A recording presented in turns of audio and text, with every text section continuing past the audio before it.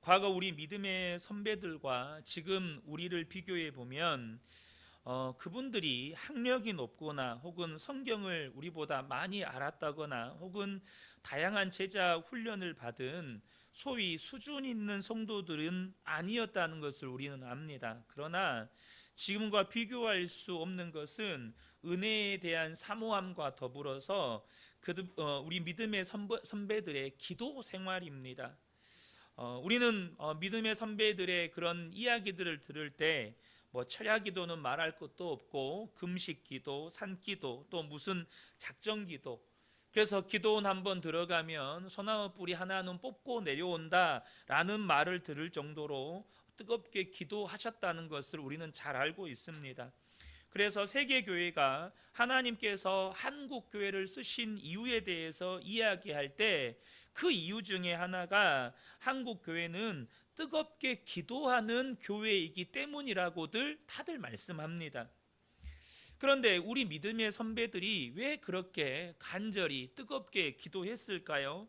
여러분 잘 아시는 것처럼 한국 전쟁 이후에 특별히 이 38선을 기준으로 해서 이 남한은요, 대동강 밑에 부산 지역, 부산 경남 지역을 제외하면 거의 다 쑥대밭이 됐습니다. 거의 다 수도 서울은 건물 하나 제대로 남아있는 게 없을 만큼 쑥대밭이 됐어요. 그러니까 그때 우리 믿음의 선배들은 하나님 외에는 의지할 것이 없었습니다. 그래서 간절히 기도할 수밖에 없었던 것이죠. 지금을 과거와 비교해 보면 정말 비교 자체가 안 될 만큼 우리는 살기 좋은 형편에서 살고 있습니다. 과거에는 세계에서 가장 못 사는 나라 10손가락을 꼽으면 그 중에 대한민국이 들어갔었고, 지금은 세계에서 가장 잘 사는 나라 10손가락을 꼽으면 그 중에 저희 대한민국이 들어갈랑 말랑 할 정도입니다. 그러니까 비교 자체가 안 되는 거죠. 먹는 것, 입는 것, 사는 집, 교육 환경, 문화 혜택 말할 것이 없고, 신앙적으로도 신앙의 자유가 있고 전도를 할 수가 있고 어디서든지 기도할 수 있고 핸드폰만 있으면 유명한 목사님들의 설교를 마음껏 들을 수가 있습니다. 그런데 우리의 믿음은 그 믿음의 선배들이 살았던 그 시대와 비교하면 은혜에 대한 갈망이나 기도만큼은 비교할 수 없을 만큼 약해졌다는 것입니다. 그 말은 우리가 영적으로 너무너무 많이 연약해졌다는 뜻이기도 합니다. 현대교회에 정말로 흔하게 들리는 말 가운데 하나가 상처받았다는 말입니다. 그런데 여러분, 그 말은요, 성경적으로 보면 말세에 사도 바울이 디모데 후서에 말세에 나타나는 징조에 대해서 이야기할 때 그러니까 자기를 사랑하는 것을 이야기합니다. 그러니까 상처를 많이 받는 이유 중에 하나는 자기를 너무 사랑한다는 거예요. 또 한 가지는 그렇게 쉽게 상처받을 정도로 내 내면이, 내가 영적으로 약해져 있다는 뜻이기도 합니다. 그러니까 여러분, 저와 여러분이 이 말씀이 오해해서 듣지는 않으셨으면 좋겠습니다. 상처를 주는 사람이 잘했다는 게 절대 아닙니다. 그러나 여러분, 저와 여러분이 영적으로 강해지셔야 합니다. 우리의 내면의 믿음과 인격과 그 내면의 내공이라고 표현을 해야 될까요? 아니면 내구성이라고 표현을 해야 될까요? 우리의 영적인 수준이 여러분 성장해야 되는 거예요. 그런데 오늘 본문은요, 우리가 그렇게 영적으로 약해져 있는 상태로는 결코 마지막 이 심판의 때를 견뎌낼 수 없다는 겁니다. 6번째 봉인이 떼어지고 이제 그 7번째 봉인이 떼지는 것으로 넘어가기 전에 우리가 7장에서 사도 요한이 보았던 환상에 대한 이야기를 어제 나누었습니다. 그리고 이제 드디어 7번째 봉인이 떼어지게 되는데, 7번째 봉인이 떼어지기 전에 하늘은 약 반 시간 동안 고요함으로 들어가고, 또 환상은 나팔 소리와 함께 하나님의 심판이 시작이 됩니다. 오늘 본문에는 네 번째 천사가 나팔을 부는 것까지 기록이 되어 있는데요, 이 재앙들은 다 이 네 번째 천사가 나팔을 불고 이 임한 재앙들은 환상으로 본 것을 기록하고 있기 때문에 정확하게 언제 무슨 일이 일어날 것인지를 우리가 알기는 어렵지만, 지금을 살아가고 있는 우리들은 이 재앙이, 여러분이 앞서 우리가 읽었잖아요. 이 재앙들이 얼마든지 현실이 될 수 있을 거라고 짐작할 수 있는 시대를 우리는 살아갑니다. 환경 파괴로 땅과 바다와 강과 샘물들은 정말 심각하게 오염이 되어 있고, 무엇보다도 전 지구적으로 일어나고 있는 이 기후 위기는 정말로 이제는 두려워해야 할 정도입니다.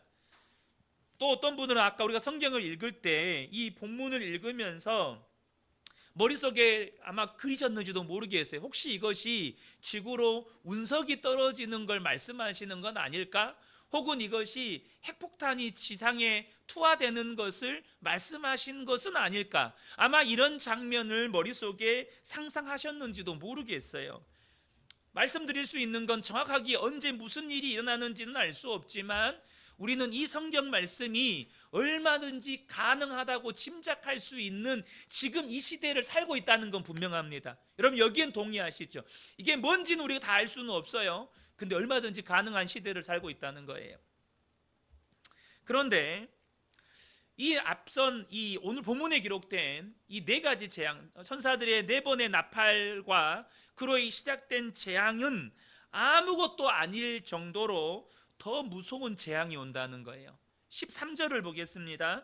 내가 또 보고 들으니 공중에 날아가는 독수리가 큰 소리로 이르되 땅에 사는 자들에게 화가 있으리니. 이것은 네 번째 재앙이 끝나고 나서 이 독수리가 하늘을 날아가면서 땅에 사는 자들에게 화가 있을 거라고 선포하는 거예요. 왜요? 이는 새 천사들이 불어야 할 나팔 소리가 남아 있음이로다. 앞선 네 번의 재앙과 비교할 수 없는 더 큰 재앙이 세 번이나 남아 있다는 거예요. 여러분, 하나님께서 이 사도 요한에게 이 재앙을 보여주시는 이유가 뭘까요? 그것은 저와 여러분이 어떤 일이 있어도 이 마지막 때에 기도로 깨어 있어야 한다는 것입니다. 깨어 있으라는 거예요. 이거는 경고잖아요. 그죠? 경고의 메시지잖아요. 왜 경고의 메시지를 하는 거죠? 깨어 있으라는 거예요. 그날을 대비해서 깨어 있으라는 거예요. 그런데 기도로 깨어 있으라는 거예요. 베드로전서 4장 7절을 보면 만물의 마지막이 가까이 왔으니 그러므로 너희는 정신을 차리고 근신하여 기도하라. 만물의 마지막 때가 가까이 올수록 다른 사도들도 하는 말이 기도로 근신하여 깨어 있으라는 거예요. 많은 성도들이 본문을 볼 때요, 천사들의 나팔 소리와 함께 나타날 이 네 가지 재앙이 무엇인지에 대해서 더 큰 관심을 가집니다. 그런데 여러분, 하나님이 우리에게 정확하게 계시하지 않는 이유는 거기에 그 재앙이 무엇인가에 대해서 지나치게 관심을 가지지 말라는 거예요. 그리고 우리에게 명확하게 계시한 것에 집중하라는 거예요. 지금 주님께서 오늘 본문을 보면 재앙보다 더 중요한 걸 말씀하고 계세요. 그건 뭐냐면 재앙이 무엇과 함께 이 땅에 임하느냐는 거예요. 도대체 재앙이 무엇 때문에 이 땅에 임하느냐는 거죠. 계시록 6장에서 우리가 지지난 시간에 계시록 6장을 나눌 때 두루마리의 인을 떼실 때 뭐가 나오죠? 성도들의 탄원의, 순교자들의 탄원의 기도가 나옵니다. 5장에서도 그 기도가 나오고 6장에서도 순교자들의 탄원의 기도가 나오고, 그리고 본문에서도 성도의 기도가 등장을 합니다.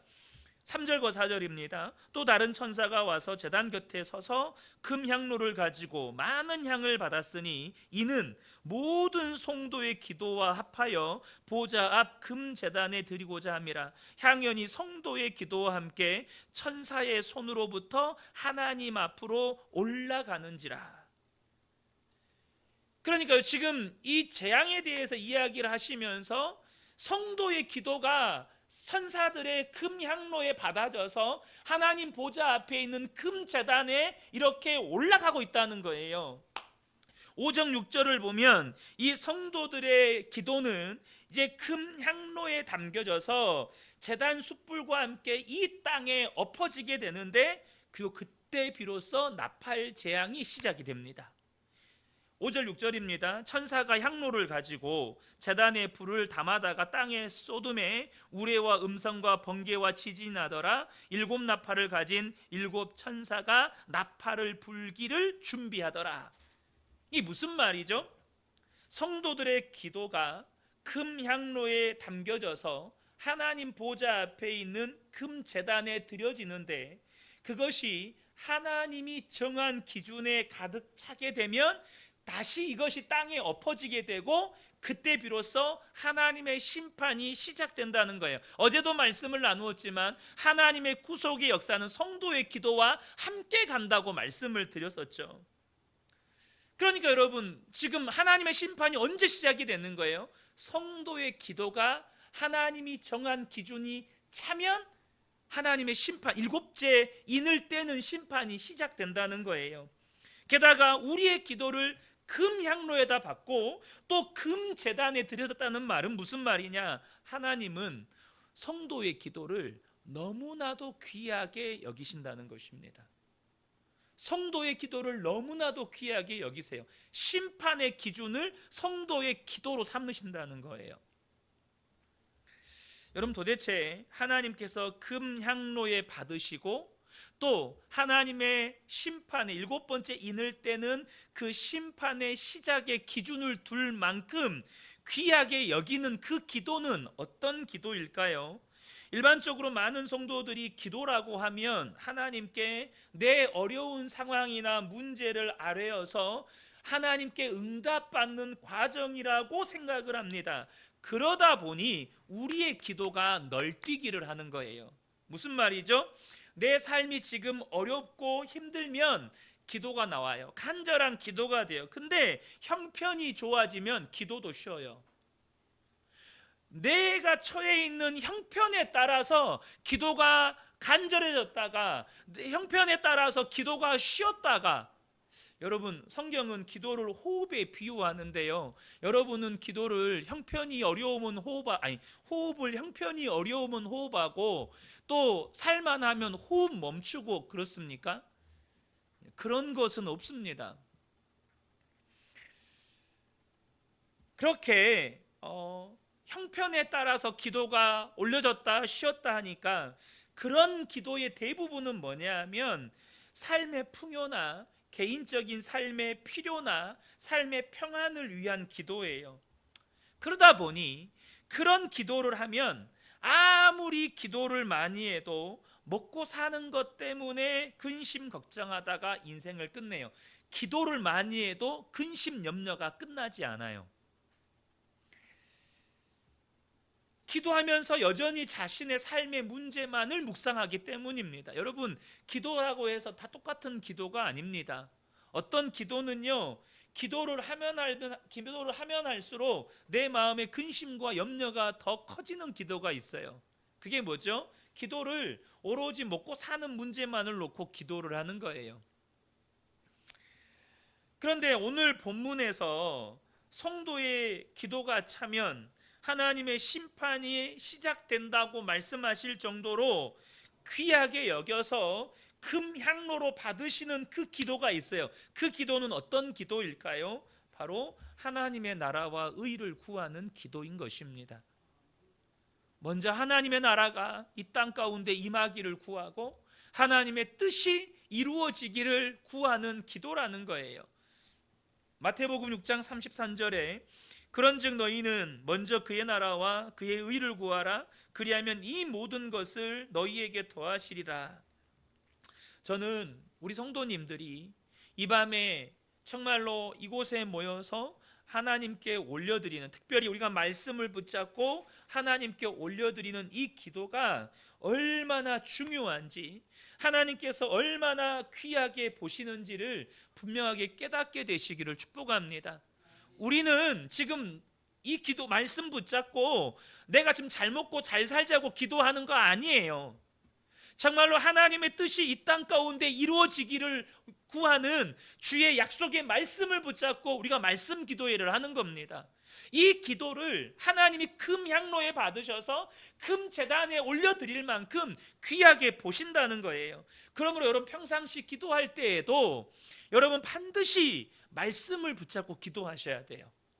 하나님께서 약속하신 그 말씀이 이 땅 가운데 이루어지도록, 여러분의 가정에, 여러분의 일터에, 여러분의 삶의 현장에 이루어지도록 기도하시는 그 기도를 하나님이 금 향로에 받으시는 거예요. 그런데 저와 여러분이 그렇게 기도하려면 반드시 우리에게 필요한 은혜가 있습니다. 그게 뭘까요? 고린도전서 2장 16절에 보면 누가 주의 마음을 알아서 주를 가르치겠느냐? 그러나 우리가 그리스도의 마음을 가졌느니라. 여러분, 저와 여러분이 하나님의 나라와 의를 구해야 한다는 거 알잖아요. 근데 여러분, 그게 얼마나 간절한 일인지 우리가 제대로 알고 있을까요? 하나님께서 이 땅에 온전한 하나님의 나라가 이루어지기를 얼마나 원하시는지, 모든 열방과 백성과 방언과 민족들 가운데 구원받을 그 허다한 무리가 하나님 앞에 일어나서 정말 모든 민족 가운데 하나님의 나라가 온전히 임하는 것을 우리 하나님이 얼마나 간절히 원하시는지 우리가 정말로 100분의 1, 1000분의 1, 만분의 1이라도 우리가 알고 있을까요? 그래서 우리가 먼저 그의 나라와 의를 위해서 기도해야 된다는 건 알지만 우리에게 정말로 필요한 은혜가 하나님의 마음이 우리에게 필요하다는 것입니다. 우리 안에 주님의 마음이 있어야 된다는 거예요. 사도 바울이 자기 민족이 구원받기를 위해서 얼마나 간절히 기도했는지 몰라요. 모세가 하나님이 이스라엘 백성들을 진멸하려고 할 때 심지어 생명책에 자기의 이름이 지워지더라도 자기 백성들을 용서해달라고 구했어요. 왜 그런 기도를 할 수 있었을까요? 주님의 마음이 있었기 때문입니다. 하나님의 마음을 알았기 때문이에요. 하나님의 마음을 아니까 자신의 이름이 생명책에서 지워지더라도 자기 민족이 구원받고 하나님께 용서받기를 구하고 있는 거예요. 이 주님의 마음이 우리에게 부어질 때 우리가 기도를 하더라도 그 주님의 마음으로 주님의 나라와 그의 의를 위해서 기도할 수 있다는 것입니다. 사랑하는 성도 여러분, 이 밤에 저와 여러분 마음 안에 하나님의 마음이 부어지시기를 예수님의 이름으로 축복합니다. 이 시간에 우리 함께 기도했으면 좋겠습니다. 첫 번째 기도 제목인데요, 우리 함께 첫 번째 기도 제목 소리내어 읽겠습니다. 성도의 기도가 얼마나 중요한지를 깨닫지 못하고 그저 삶의 풍요와 개인적인 평안만을 구했던 우리의 미숙함을 용서하여 주소서. 그 은혜 교회 모든 성도들이 마지막 때에 하나님의 심판을 견뎌낼 수 있도록 기도로 깨어있게 하시고 강력한 주의 군사로 서 있게 하소서. 아멘. 여러분, 정말로 잠들어 계시면 안 됩니다. 정말로 마지막 때에 기도로 깨어 있으셔야 합니다. 정말 우리 모두가 깨어 있어서 이 마지막 때에 개인적인 심판이 되든 온 지구적인 심판이 되었든 깨어 있어야, 강한 주의 군사로 서 있어야 우리가 견뎌낼 수 있는 것입니다. 우리 첫 번째 기도 제목 붙들고 우리 주여 한번 외치고 통성으로 기도하겠습니다. 주여! 하나님 아버지, 이 시간 우리 교회 모든 성도들이 성도의 기도가 얼마나 중요한지를 깨닫게 하여 주옵소서. 우리가 그동안에 우리의 기도가 얼마나 중요한지, 우리의 기도가 분양을 받아져서 하나님의 보좌 앞 재단에 드려지고 있다는 사실을 우리가 알지 못했습니다. 그래도 우리는 그저 삶의 풍요와 개인적인 평안만을 구한 그런 비슷한 가운데, 그런 어리석은 가운데 우리가 살았습니다. 하나님 아버지, 용서하여 주십시오. 우리 주님께 모든 성도들, 모든 세대가 이 마지막 때에 개인적인 하나님 죽음이든 혹은 하나님의 우주적인 심판이든 하나님 그 심판의 때를 견뎌낼 수 있도록 기도로 깨어있게 하시고 정말로 영적으로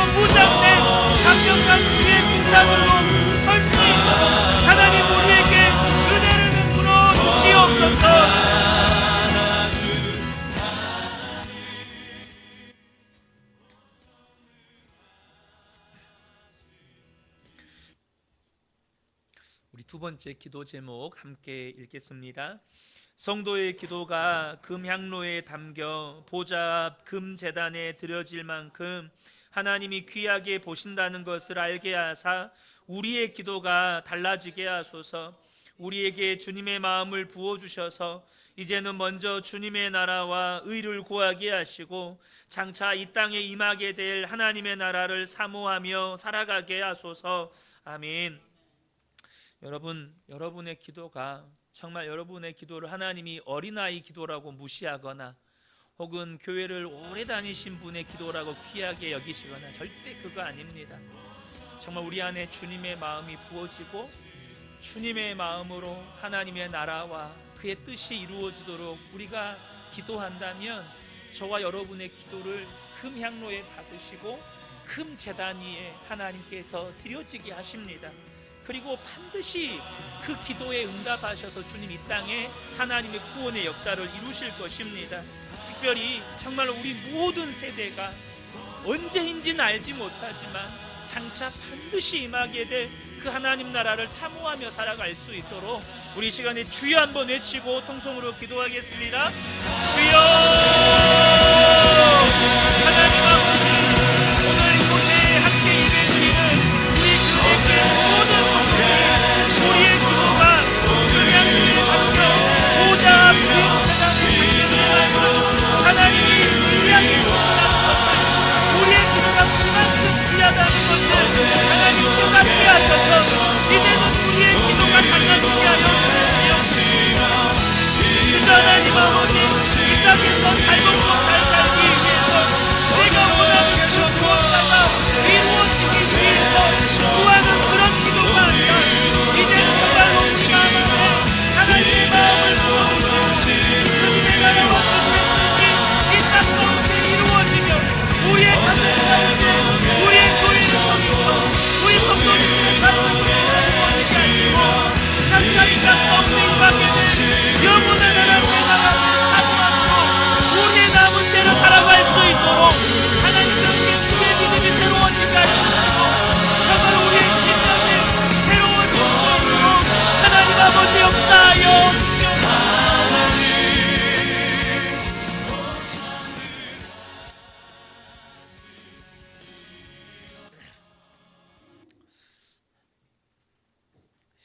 이 첫 번째 네 나팔의 심판을 보면요, 그 애굽을 출애굽할 때 하나님께서 모세를 통해서 애굽에 내렸던 그 10가지 재앙을 떠올리게 만듭니다. 완전히 다 일치된다라고 말할 수는 없는데 그 10가지 재앙들과 유사한 면들을 보여주고 있어요. 하나님의 심판이 온 우주와 자연 질서에까지 미친다는 것을 보여주는 것입니다. 그런데 이 출애굽할 때 이 10가지 재앙은 단순한 자연 재앙을 통해서 애굽의 바로의 마음을 돌이키기 위해서 심판하신 것이 아니고 애굽 사람들이 섬기는 10가지 우상들에 대한 심판이었습니다. 애굽 사람들이 섬기는 10가지 우상들에 대한 심판이었어요. 마찬가지로 이 요한계시록의 나팔 심판도 이 땅에서 하나님을 버리고 사람들이 섬기는 모든 우상들에 대한 심판입니다. 이 시대에 얼마나 많은 사람들이 하나님이 아닌 이 땅의 것을 바라보면서 의지하며 살아가는지 모릅니다.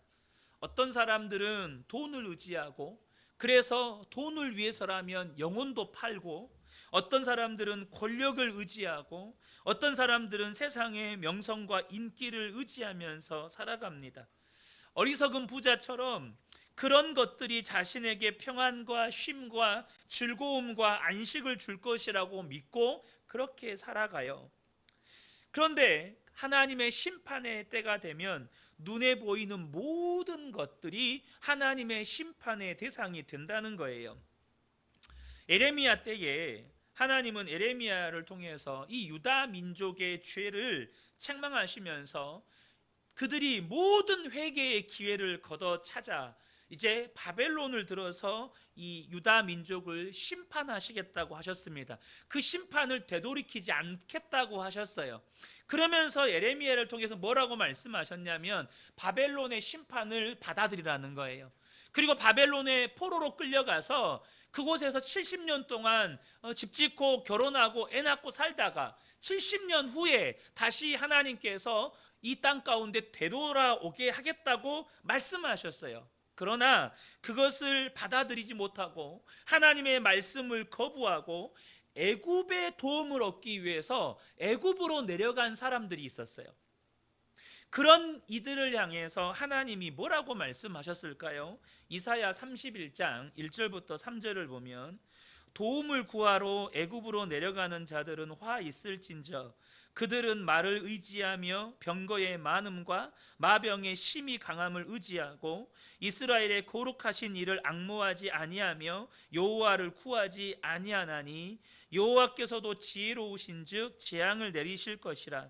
그의 말씀들을 변하게 하지 아니하시고 일어나사 악행하는 자들의 집을 치시며 행악을 돕는 자들을 치시리니 애굽은 사람이요 신이 아니며 그들의 말들은 육체요 영이 아니라 여호와께서 그의 손을 펴시면, 여기 보시면 돕는 자도 넘어지며 도움을 받는 자도 엎드러지며 다 함께 멸망하리라 이렇게 말씀하십니다.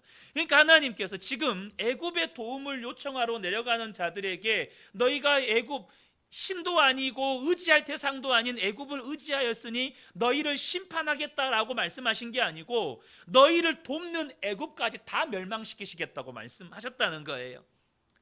그러니까 여러분 지금 이 마지막 이 7번째 인이 떼어지고 나팔이 천사들의 나팔이 부러져서 이 땅에 임하는 이 심판은 하나님을 버리고 이 땅에서 눈에 보이는 것들을 섬겼던 그 모든 것들까지 주님이 함께 심판하신다는 거예요. 여러분 예수를 믿는다고 하면서도 예수를 믿는다고 말하는 사람들 가운데서도 눈에 보이는 이 땅의 것을 의지하며 살아가는 사람들이 얼마나 많습니까? 솔직히 얼마나 많나요?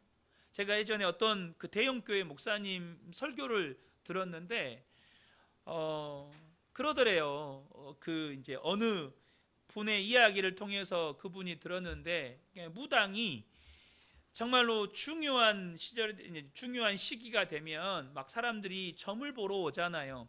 정말 많이 오는 그룹들, 정치인들, 또 경제인들. 그런데 신기한 건 교회 성도들도 그렇게 많이 온다는 거예요. 교회 성도들도 그렇게 점을 많이 보러 온다는 거예요. 웃기는 이야기 아닙니까? 근데 여러분 두려운 것은 나는 그런 사람이 아니라고 자신 있게 말할 수 있느냐는 거예요. 나는 눈에 보이는 거 의지하지 않고 오직 하나님만 의지하는 사람입니다라고 자신 있게 이야기할 수 있느냐는 겁니다. 여러분 우리가요 돈이 없으면 불안하고 건강이 무너지면 불안하고 조금 사람들에게 인정받지 못하면 불안하고 여러분 그렇지 않습니까? 내가 좀 의지했던 것, 신뢰했던 것들이 내게서 없어지면 또 불안하고 여러분 그렇지 않나요? 그것이 우리의 신앙의 실상인지도 모릅니다. 사랑하는 성도 여러분, 저는 우리 그은혜교회 모든 성도님들이 이 마지막 때를 이기는 자들이 되셨으면 좋겠습니다. 정말로 눈에 보이지 않지만 어린 양 대신 예수님만 섬기고 그분이 어디로 인도하시든지 따라가고 그분만 바라보며 사시는 복된 분들 되시기를 축복합니다. 그러는 가운데 이제 5번째 천사가 나팔을 불기 전에 공중을 날아가는 독수리가 땅에 사는 자들에게 외쳐요. 아까 나누었던 13절 말씀입니다. 내가 또 보고 들으니 공중에 날아가는 독수리가 큰 소리로 이르되 땅에 사는 사람들에게 화가 있으리니 이는 새 천사들이 불어야 할 나팔 소리가 남아 있음이로다 하더라. 독수리가 이제 5번째 심판이 시작되기 전에 남아있는 3번의 심판이 앞선 4번의 심판보다 더욱 혹독하고 파괴적일 것이라고 예고를 하고 있어요. 그런데 도대체 이 장면에서 우리가 눈여겨 보아야 할 건 뭐냐면 이 독수리의 외침이 오늘날 성도들의 사명이라는 것입니다. 이 독수리의 외침이 오늘날 교회의 사명이라는 거예요. 교회는 세상의 십자가 복음의, 십자가 구원의 복음도 외쳐야 하지만 하나님의 심판도 외치셔야 합니다. 여러분, 요나가 니느웨 성에서 외쳤던 말이 뭡니까? 그가 예수 믿으면 구원받습니다를 외친 게 아니에요. 너희가 회개하지 않으면도 아니에요. 하나님이 사흘 후에 이 성을 심판할 것이다. 심판의 복음이었다고요. 여러분, 교회는요, 세상을 구원하는 십자가 복음도 외쳐야 되지만 하나님이 이 땅을 심판하실 거라는 하나님의 공의도 선포해야 하는 거예요. 교회는 이 세대 가운데 마지막 심판을 선포하는 하나님의 나팔 소리로서 하나님의 공의를 증언하는 사명을 충성되게 감당할 수 있어야 한다는 것입니다. 성경은 이 교회의 사명이 얼마나 중요한 것인지를 일찍이 말씀하셨어요. 에스겔 33장 7절과 8절을 보면 이거는 에스겔에게 하나님이 하신 말씀이에요. 인자야, 내가 너를 이스라엘 족속의 파수꾼으로 삼음이 이와 같으니라. 그런즉 너는 내 입의 말을 듣고 나를 대신하여 그들에게 경고할지어다. 에스겔에게 경고의 말씀을 주셨고 가서 이스라엘 백성들에게 그 경고의 말씀을 선포하라는 거예요. 그런데 뭐라고 말씀하시냐면 가령 내가 악인에게 이르기를 악인아 너는 반드시 죽으리라 하자 내가 그 악인에게 말로 경고하여 그 길에서 떠나게 하지 아니하면, 무슨 말이죠? 네가 그 사람에게 하나님이 네 죄로 말미암아 너를 심판하게 한다고 하셨다, 너 빨리 회개하고 돌이켜라, 그렇게 하지 않으면 그 악인은 자기 죄악으로 말미암아 죽으려니와 내가 그의 피를 내 손에서 찾으리라 라고 말씀하셔요. 사랑하는 성도 여러분, 이것이 교회의 마지막 때에 주어진 사명 중에 하나입니다. 우리가요, 십자가 구원의 복음을 세상 가운데 선포하셔야 합니다.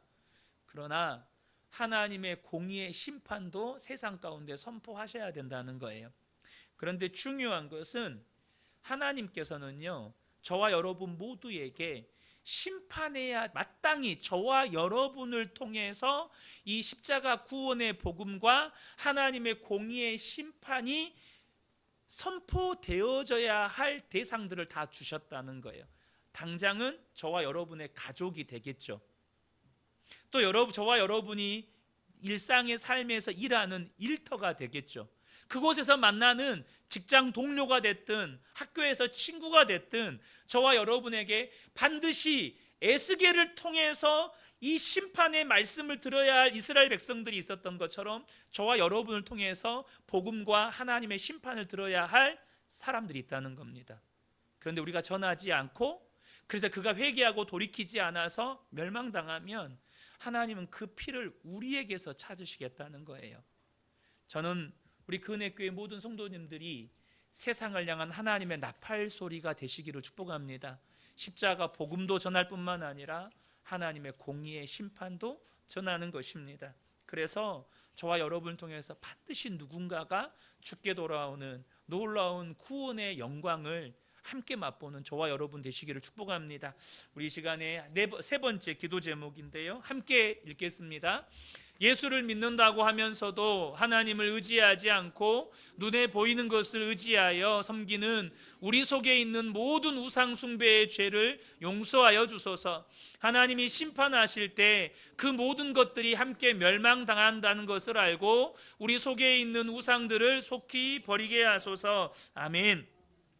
여러분, 이 시간에 정말 이 말씀 속에서 혹시 이게 없으면 나 불안한데, 이게 없으면 나 걱정이 많은데, 그것은 엄밀하게 이야기하면 저와 여러분 안에 있는 어찌 보면 하나님보다 더 의지하는 우상일 수 있습니다.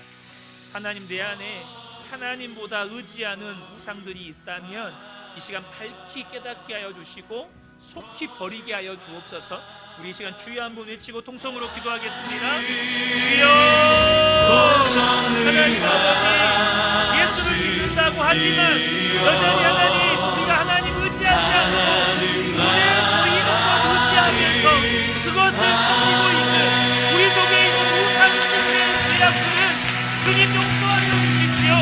하나님이 이 세상을 심판하실 때 우리가 하나님보다 더 의지하고 섬겼던 그 모든 우상들 가지고 하나님이 멸망을 시킨다는 것을 알고 하나님 그것들과 함께 멸망당한다는 것을 알고 이 시간 우리 안에 있는 우상들이 무엇인지 밝게 깨닫게 하여 주시고 하나님 성령의 꾸지람, 성령의 근심을 우리가 깨닫게 하여 주시고 그 모든 우상들을 쫓기버리고 하나님만을 섬기는 거룩한 믿음을 누릴 수 있도록 하나님 아버지 역사하여 주시옵소서.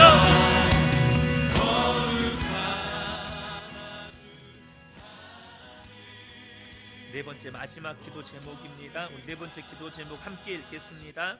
우리 그은혜 교회와 성도들이 마지막 때 세상에 하나님의 심판과 공의를 선포하는 나팔 소리로서의 사명을 충성되게 감당하게 하소서. 무엇보다도 우리가 가족과 이웃과 지인들에게 십자가 복음과 하나님의 심판을 전할 때 저들에게 듣는 마음을 주사 회개하고 돌이켜 구원받게 하소서. 여러분, 우리에게 하나님의 나팔 소리와 같은 사명 주셨습니다. 분명 저와 여러분을 통해서 구원의 복음과 하나님의 심판을 들어야 할 저와 여러분만의 사명들이 있습니다. 하나님, 정말로 나를 통해서 복음을 듣고 하나님의 심판을 들어야 할 자들이 듣게 하시고 반드시 구원 얻게 하여 주옵소서. 이 시간에 이 마지막 기도 제목 붙잡고 우리 주여 한번 외치고 통성으로 기도하겠습니다. 주여! 하나님 아버지, 우리 교회와 우리 부모님이 마지막 때 세상에 십자가 복음과 하나님의 심판을 복음을 선포하는 나팔 소리의 사명을 하나님 공평히 감당케 하여 주옵소서.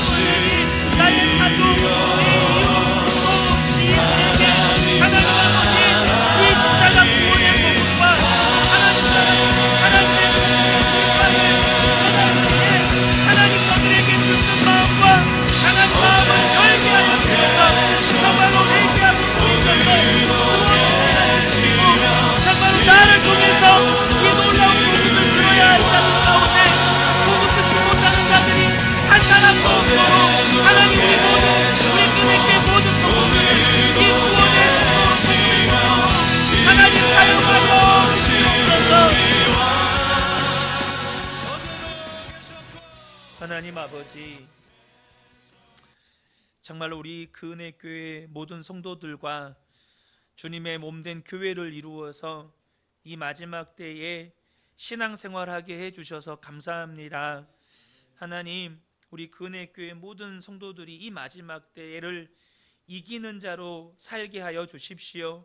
우리에게 허락하신 십자가 구원의 복음 굳게 붙잡고 어린 양 되신 예수님을 날마다 믿음으로 바라보며 포기하지 않고 주님을 따라갈 때 반드시 하나님의 보좌와 어린 양 앞에서 종려나무 가지를 들고 구원하심이 우리 하나님과 어린 양께 있도다, 그 은혜의 영광의 찬송을 함께 부르는 자들로 설 수 있도록 주여 우리를 붙드시고 마침내 주여 우리가 하나님의 영광의 보좌 앞에 설 수 있도록 우리를 인도하여 주옵소서.